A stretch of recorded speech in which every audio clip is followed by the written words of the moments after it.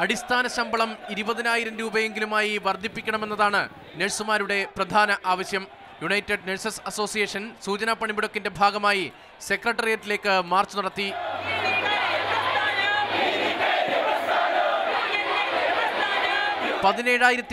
രൂപ കുറഞ്ഞ അടിസ്ഥാന ശമ്പളമായി നൽകാമെന്ന ധാരണ അംഗീകരിക്കാനാകില്ലെന്ന് നേതാക്കൾ പറഞ്ഞു.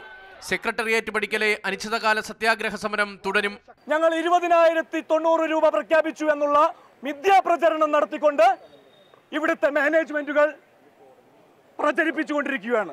ഞങ്ങളെ കബളിപ്പിക്കാമെന്ന് ആരെങ്കിലും വ്യാമോഹിക്കുന്നുണ്ടെങ്കിൽ അതിവിടെ നടക്കില്ല എന്നുള്ള കാര്യം വളരെ വ്യക്തമാക്കാൻ ആഗ്രഹിക്കുകയാണ്. ഇന്ത്യൻ നഴ്സസ് അസോസിയേഷൻ ആഹ്വാനം ചെയ്ത പണിമുടക്ക് കാസർഗോഡ്, കണ്ണൂർ ജില്ലകളിലെ ആശുപത്രികളുടെ പ്രവർത്തനത്തെ ബാധിച്ചു. സെക്രട്ടേറിയറ്റ് മാർച്ചിൽ പങ്കെടുക്കാനായി നഴ്സുമാർ കൂട്ട അവധിയെടുത്തതും പ്രതിസന്ധിയായി. യുണൈറ്റഡ് നഴ്സസ് അസോസിയേഷൻ കൂടി പണിമുടക്ക് പ്രഖ്യാപിച്ചാൽ സ്വകാര്യ ആശുപത്രികളുടെ പ്രവർത്തനം പൂർണ്ണമായി നിലച്ചേക്കും. മാതൃഭൂമി ന്യൂസ്, തിരുവനന്തപുരം.